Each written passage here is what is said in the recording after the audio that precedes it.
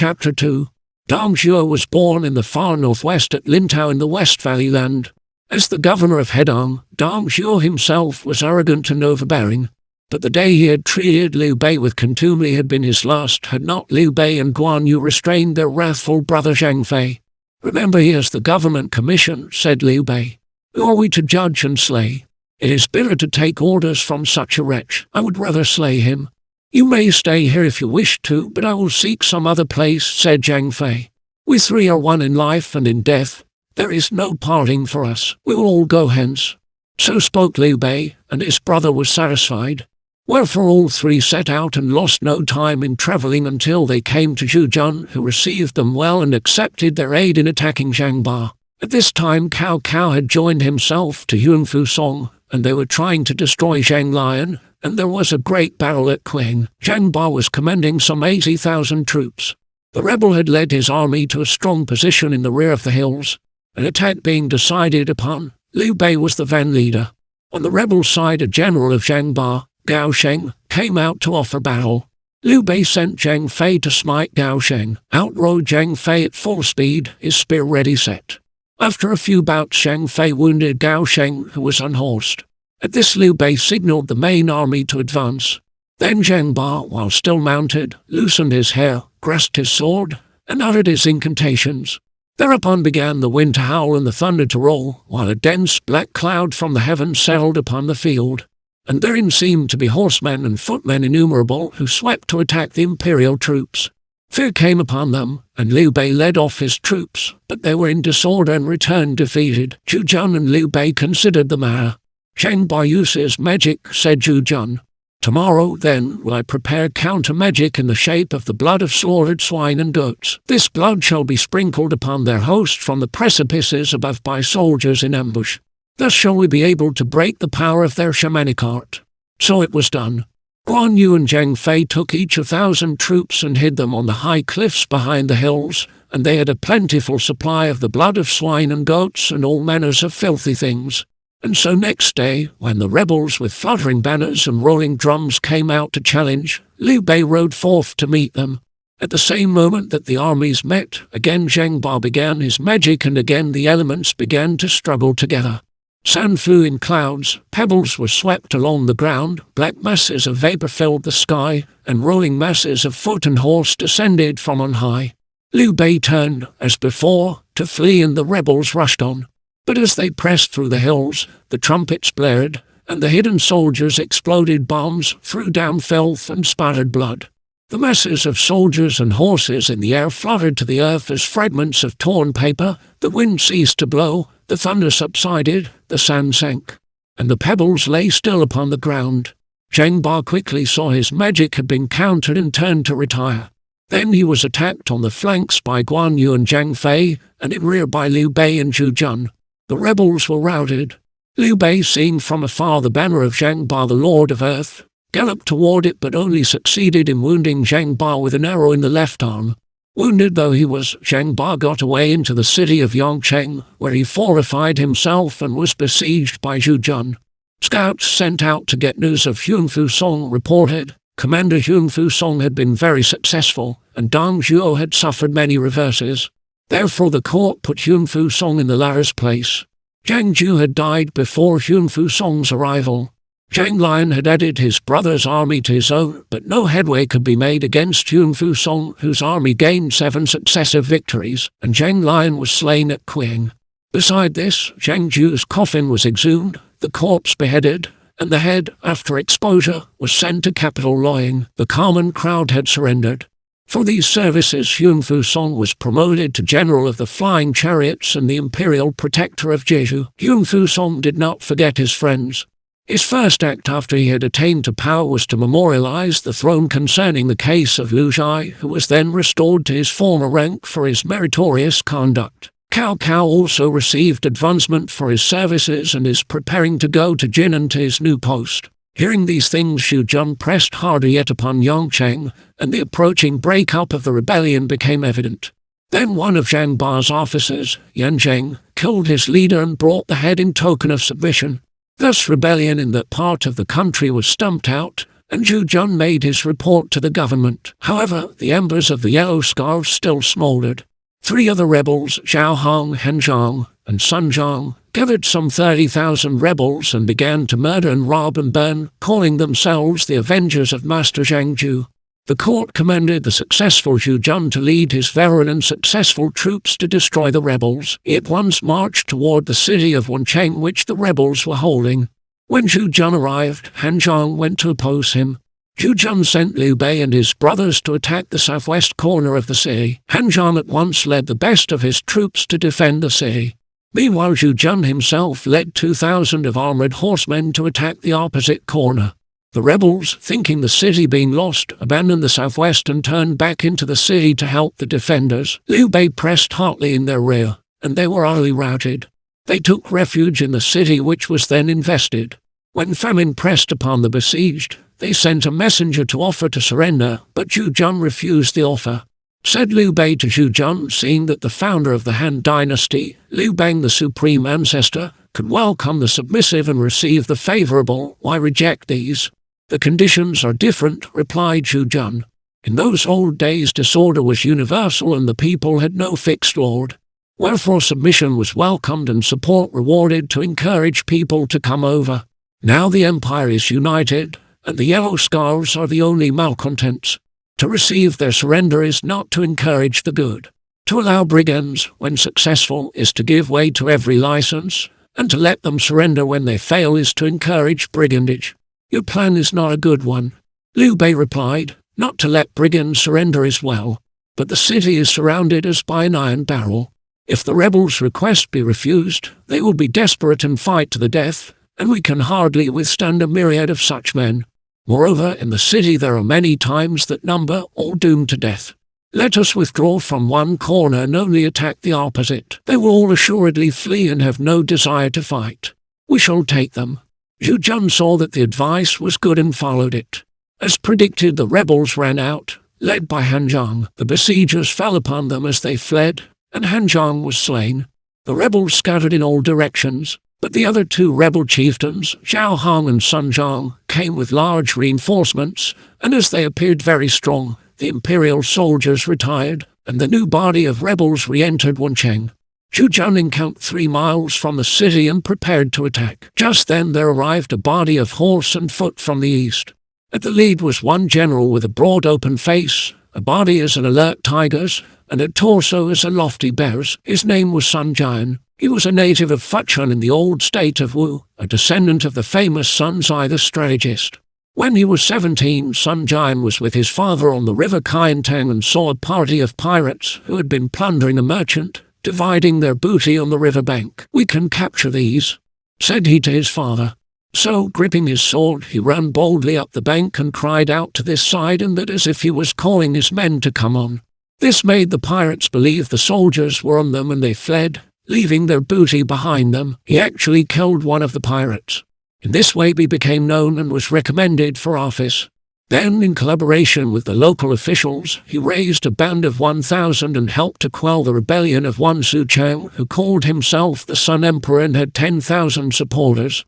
The rebel Sun Zuhao was also slain with his father. For this Sun Jian was commended by Imperial Protector Sangmin in a memorial to the throne, and he received further promotion to the post of Magistrate of Yandu, then of Suyi, and then of Saipi. When the Yellow Scarves Rebellion began, Sun Jian gathered together the youths of his village, some of the merchant class, got a troop of 1,500 of veteran soldiers and took the field. Now he had reached the fighting area. Zhu Jun welcomed Sun Jian gladly and ordered him to attack the south gate of Wancheng. The north and the west gates were simultaneously attacked by Liu Bei and Zhu Jun, but the east gate was left free to give the rebels a chance of exit.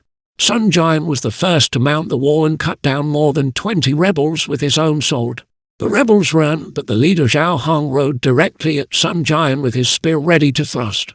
Sun Jian leaped down from the wall, snatched away the spear and with it knocked Zhao Hong from the horse. Then Sun Jian, mounting Zhao Hong's horse, rode hither and thither, slaying as he went. The rebels fled north.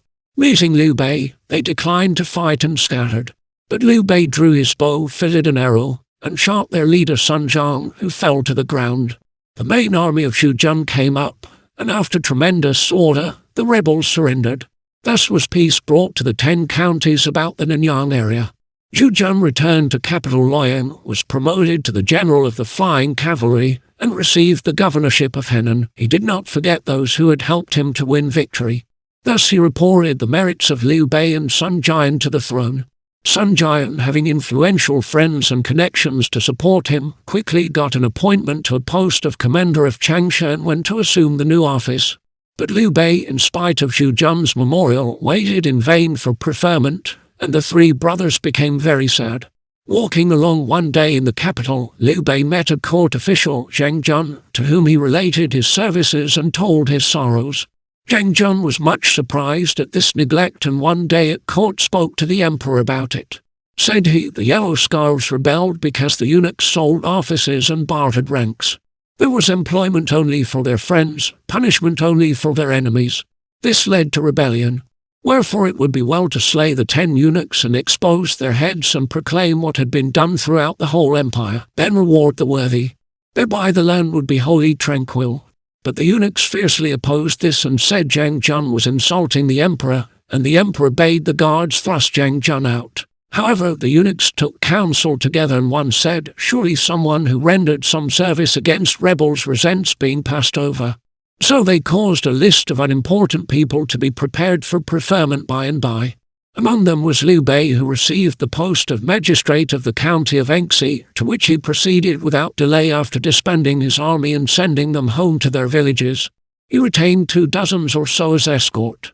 The 3 brothers reached Anxi, and soon the administration of the county was so reformed and the rules so wise that in a month there was no law-breaking. The 3 brothers lived in harmony, eating at the same table and sleeping on the same couch. But when Liu Bei was in public sessions or in company of others, Guan Yu and Zhang Fei would stand in attendance, or even a whole day. 4 months after their arrival, there came out a general order for the reduction of the number of military officers holding civil posts, and Liu Bei began to fear that he would be among those thrown out. In due course the inspecting official, Du Bio by name, arrived and was met at the boundary. But to the polite obeisance of Liu Bei, he made no return, save a wave of his whip as he sat on his horse. This made Guan Yu and Zhang Fei furious. But worse was to follow. When the inspector had arrived at his lodging, he took his seat on the dais, leaving Liu Bei standing below. After a long time he addressed Liu Bei. Magistrate, what was your origin? Liu Bei replied, I am descended from Prince Sheng of Zhongshan. Since my first fight with the Yellow Scarves rebels at Zhuo County, I have been in some 30 battles, wherein I gained some trifling merit. My reward was this office. You lie about your descent, and your statement of services is false, roared the inspector. Now the court has ordered the reduction of your sort of low-class and corrupt officials. Liu Bei muttered to himself and withdrew. On his return to the magistracy, he took counsel with his secretaries. This pompous attitude only means the inspector wants a bribe, said they. I have never wronged the people to the value of a single coin, then where is a bribe to come from? Next day the inspector had the minor officials before him and forced them to bear witness that their master had oppressed the people. Liu Bei time after time went to rebut this charge, but the doorkeepers drove him away and he could not enter. Now Zhang Fei had been all day drowning his sorrow in wine and had drunk far too much. Calling for his horse he rode out past the lodging of the inspector, and at the gate saw a small crowd of white-haired people weeping bitterly. He asked why. They said, the inspector has compelled the underlings to bear false witness against our magistrate, with the desire to injure the virtuous Liu Bei. We came to beg mercy for him but are not permitted to enter. Moreover, we have been beaten by the doorkeepers. This provoked the irascible and half-intoxicated Zhang Fei to fury. His eyes opened wide until they became circles. He ground his teeth. In a moment he was off his steed, had forced his way past the scared doorkeepers into the building, and was in the rear apartments. There he saw Imperial Inspector Du Bio sitting on high with the official underlings in bonds at his feet. Oppressor of the people, robber, cried Zhang Fei. Do you know me? But before the inspector could reply, Zhang Fei had him by the hair and had dragged him down. Another moment he was outside and firmly lashed to the hitching post in front of the building. Then breaking off a switch from a willow tree, Zhang Fei gave his victim a severe thrashing, only staying his hand when the 10th switch was too short to strike with. Liu Bei was sitting alone, communing with his sorrow. when he heard a shouting before his door. He asked what the matter was. They told him General Zhang Fei had bound somebody to a post and was thrashing him. Hastily going outside, Liu Bei saw who the unhappy victim was and asked Zhang Fei the reason. "If we do not beat this sort of wretch to death, what may we expect?" said Zhang Fei. "Noble sir, save me," cried the inspector. Now Liu Bei had always been kindly and gracious, wherefore he bade his brother release the officer and go his way. Then Guan Yu came up, saying, "Brother, after your magnificent services you only got this petty post, and even here you have been insulted by this fellow. A thorn bush is no place for a phoenix. Let us slay this fellow, leave here, and go home till we can evolve a bigger scheme." Liu Bei contented himself with hanging the official seal about the inspector's neck, saying, "If I hear that you injure the people, I will assuredly kill you. I now spare your life, and I return to you the seal. We are going." The inspector went to the governor of Dingzhou and complained, and orders were issued for the arrest of the brothers, but they got away to Deizhou and sought refuge with Liu Hu, who sheltered them because of Liu Bei's noble birth. By this time the 10 regular attendants had everything in their hands, and they put to death all who did not stand in with them. From every officer who had helped to put down the rebels they demanded presents, and if these were not forthcoming he was removed from office. Imperial commanders Huang Fusong and Zhu Jun both fell victims to these intrigues and were deprived from offices, while on the other hand the eunuchs received the highest honors and rewards. 13 eunuchs were ennobled, including Zhao Zhang, who was added to the rank of General of the Flying Cavalry. The government grew worse and worse, and everyone was irritated. Rebellions broke out in Changsha led by Yu Xing, and in Yuan led by Zhang Zhu and Zhang Chun. Memorials were sent up in number as snowflakes in winter, but the 10 suppressed them all. One day the emperor was at a feast in one of the gardens with the 10, when court councillor Liu Tao suddenly appeared showing very great distress. The emperor asked what the matter was. "Sire, how can you be feasting with these when the empire is at the last gasp?" said Liu Tao. "All is well," said the emperor. "Or is anything wrong?" said Liu Tao. "Robbers swarm on all sides and plunder the cities. And all is the fault of the 10 eunuchs who sell offices and injure the people, oppress loyal officials and deceive their superiors. All virtuous ones have left the services and returned to their places. Misfortune is before our very eyes." At this the eunuchs pulled off their hats and threw themselves at their master's feet. "If Minister Liu Tao disapproves of us," they said, "we are in danger. We pray that our lives be spared and we may go to our farms. We yield our property to help defray military expenses." And they wept bitterly. The emperor turned angrily to Liu Tao, saying, "You also have servants. Why can't you bear with mine?" And thereupon the emperor called to the guards to eject Liu Tao and put him to death. Liu Tao cried aloud, "My death matters nothing. The pity is that Han Dynasty, after 4 centuries of reign, is falling fast." The guards hustled him away and were just about to carry out the emperor's order when a minister stopped them, shouting, "Strike not! Wait till I have spoken with his majesty." It was the minister of the interior, Chen Dan. He went in to the emperor, to whom he said, "For what fault is councillor Liu Tao to be put to death?" "He has vilified my servants and has insulted me," said the emperor. "All the empire would eat the flesh of the eunuchs if they could, and yet, sire, you respect them as if they were your parents. They have no merit, but they are created nobles. Moreover, Feng Zhu was in league with the Yellow Scarves. Unless your majesty looks to it, the state will crumble." "There was no proof against Feng Zhu," replied the emperor. "About the 10 eunuchs, are there none faithful among them?" Chen Dan beat his forehead on the steps of the throne and did not desist from remonstrance. Then the emperor grew angry and commanded his removal and imprisonment with Liu Tao. That night Liu Tao and Chen Dan were murdered. Then the eunuchs sent a forged edict to Sun Jian making him governor of Changsha, with orders to suppress the rebellion of Yu Xing. In less than 2 months Sun Jian reported the county all tranquil. For this he was created Lord of Wucheng. Further, Liu Yu was made imperial protector of Yuzhou to move against Yuan and suppress Zhang Zhu and Zhang Chun. Liu Hu of Deizhou recommended Liu Bei to Liu Yu. Liu Yu welcomed Liu Bei and gave him rank of commander and sent him against the rebels. He fought with and worsted them and entirely broke their spirit. Zhang Chun was cruel, and his leaders turned against him. One of his officers then slew him and brought in his head, after which the others submitted. The other leader Zhang Zhu saw that all was lost and killed himself. Yuan being now tranquil, Liu Bei's services were reported to the throne, and he received full pardon for the insult to the imperial inspector. He was made deputy magistrate of Xiamen, then commanding officer of Gaotan. Then Gongsun praised Liu Bei's former services, and he was promoted to magistrate of Pinyin. This place was very prosperous, and Liu Bei recovered something of his old manner before the days of adversity. Liu Yu also received preferment and was promoted to Grand Commander. In the summer of the 6th year of central stability AD 189, Emperor Ling became seriously ill and summoned He Jin into the palace to arrange for the future. He Jin had sprung from a humble family of butchers, but his sister had become a concubine of rank and borne a son to the emperor, named Liu Bian. After this she became Empress He, and He Jin became the powerful regent marshal. The emperor had also greatly loved a beautiful girl, Lady Wang, who had borne him a son named Liu Xian. Empress He had poisoned Lady Wang from jealousy, and the baby had been given into the care of Empress Dong, who was the mother of Emperor Ling. Lady Dong was the wife of Liu Chang, lord of Jidu. As time went on and the Emperor Yuan had no son of his own, he adopted the son of Liu Chang, who succeeded as the Emperor Ling. After his accession, Emperor Ling had taken his own mother into the palace to live and had conferred upon her the title of Empress Dowager. Empress Dong had always tried to persuade her son to name Liu Xian as the heir apparent, and in fact the emperor greatly loved the boy and was disposed to do as his mother desired.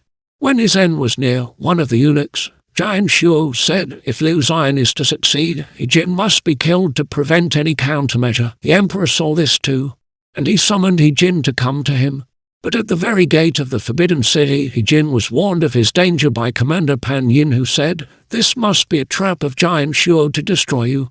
He Jin rushed back to his quarters and called many of the ministers to his side, and they met to consider how to put the eunuchs to death. At this assembly a man spoke against the plot. The influence of the eunuchs dates back a century and a half, during the reigns of Emperors Chang and Zhai. It has spread like a noxious weed in all directions. How can we hope to destroy it? Above all, keep this plot secret, or our whole clans will be exterminated.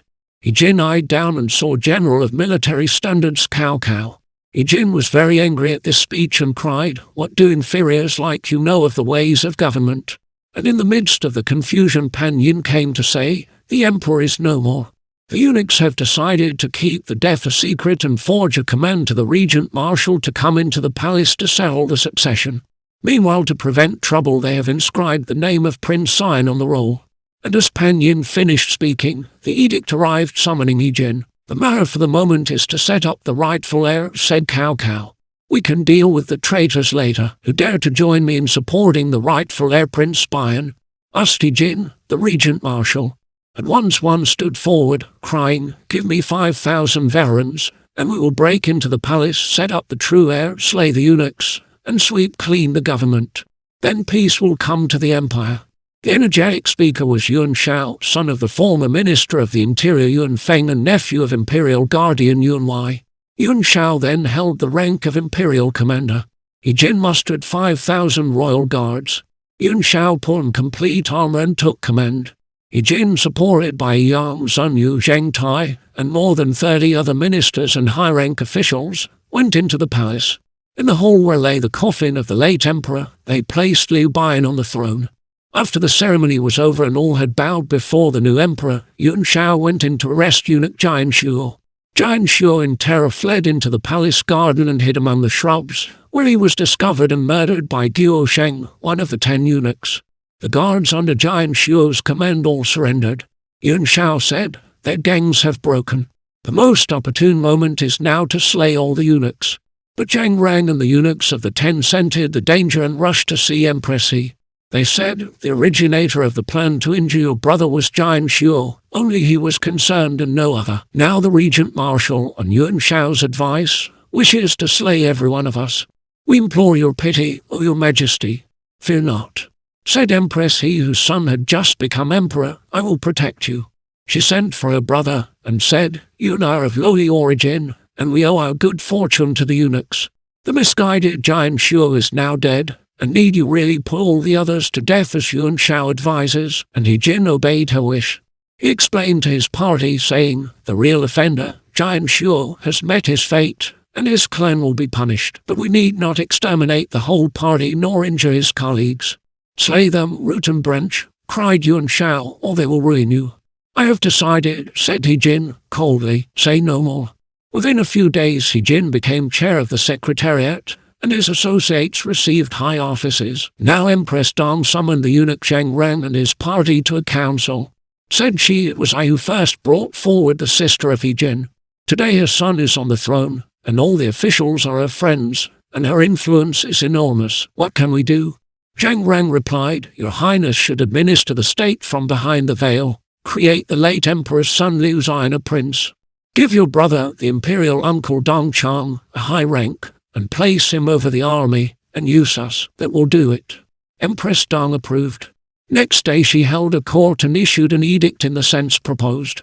She made Liu Zion prince of Chenliu and Dong Chang general of the flying cavalry, and she allowed the eunuchs again to participate state affairs.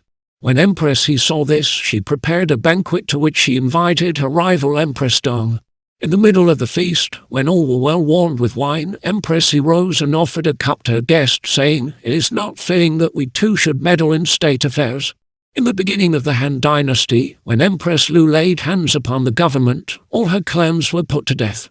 We ought to remain content, immured in our palaces, and leave state affairs to the state officials. That would be well for the country, and I trust you will act thus. But Empress Dong only got angry, saying, You poisoned Lady Wang out of jealousy. Now, relying upon the fact that your son sits on the throne and that your brother is powerful, you speak these wild words. I will command that your brother be beheaded, and that can be done as easily as I turn my hand. Empress He in her turn became wrath and said, I tried to persuade you with fair words. Why get so angry? You low-born daughter of a butcher, what do you know of offices? Cried Empress Dong, and the quarrel waxed hot. The eunuchs persuaded the ladies to retire. But in the night Empress He summoned her brother into the palace and told him what had occurred. He went out and took counsel with the principal officers of state. Next morning a court was held and a memorial was presented, saying, Empress Dong, being the foster mother of Liu Zion, Prince of Chenliu, a regional prince only a collateral cannot properly occupy any part of the palace. She is to be removed into her original fief of Hejian and is to depart immediately. And while they sent an escort to remove Empress Dong, a strong guard was placed about the imperial uncle Dong Chang's dwelling. They took away his seal of office and he, knowing this was the end, killed himself in his private apartments. His dependents, who wailed his death, were driven off by the guards. The eunuchs Sheng Rang and Duan Gui, having lost their patroness, sent large gifts to He Jin's younger brother, He Mao, and his mother, Lady Wang, and thus got them to put in a good word to Empress He so as to gain her protection. And so they gained favor once more at court. In the 6th month of that year, the secret emissaries of He Jin poisoned Empress Dong in her residence in the country. Her remains were brought to the capital and buried in Wen tombs. He Jin feigned illness and did not attend the funeral. Commander Yuan Shao went one day to see He Jin, saying, The two eunuchs, Zhang Rang and Duan Gui, are spreading the report outside that you have caused the death of the late Empress and is aiming at the throne. This is an excuse for you to destroy them. Do not spare them this time, or you will pay like Du Wu and Chen Fan, who in the previous reign missed their chance because the secret had not been kept, and they paid by their own deaths. Now you and your brother have many commanders and officers behind, so that the destruction of the eunuchs can be but an ease. It is a heaven-sent opportunity. Delay no further. But He Jin replied, Let me think it over. He Jin's servants overheard the discussion and secretly informed the intended victims, who sent further gifts to the younger brother He Mao. Corrupted by these, He Mao went in to speak with his sister Empress He and said, The general is the chief support of the new emperor. Yet he is not gracious and merciful but thinks wholly of Sora. If he slays the eunuchs without cause, it may bring about revolution. Soon after He Jin entered and told her of his design to put the eunuchs to death. She argued with him, Those officials look after palace affairs and are old servants. To kill the old servants just after the death of their master would appear disrespectful to the dynasty's ancestral temple. And as He Jin was of a vacillating mind, he murmured assent and left her. What about it? Said Yuan Shao on meeting him. She will not consent. What can be done? Call up an army and slay them. It is imperative. Never mind her consent. That is an excellent plan, said He Jin. And he sent orders all round to march soldiers to the capital, but Secretary Chen Lin objected, Nay, do not act without due consideration. The proverb says to cover the eyes and snatch at swallows is to fool oneself. If in so small a matter you cannot attain your wish, what of great affairs? Now by virtue of the emperor and with the army under your hand, you are like prancing tiger and soaring dragon, you may do as you please. To use such enormous powers against the eunuchs would bring victory as easily as lighting up a furnace to burn a hair. You only need to act promptly, use your powers and smite at once, and all the empire will be with you. But to summon forces to the capital, to gather many bold warlords into one spot, each with different schemes, is to turn our weapons against our own person, to place ourselves in the power of another. Nothing but failure can come of it, and havoc will ensue. The view of a mere bookworm, said Hijin with a smile. Then one of those about Hijin suddenly clapped his hands, laughing. Solving this issue is as easy as turning over one's hand. Why so much talk? The speaker was Cao Cao. Wouldst thou withdraw wicked people from thy prince's side? Then seek counsel of the wise people of the state. What Cao Cao said will be disclosed in later chapters.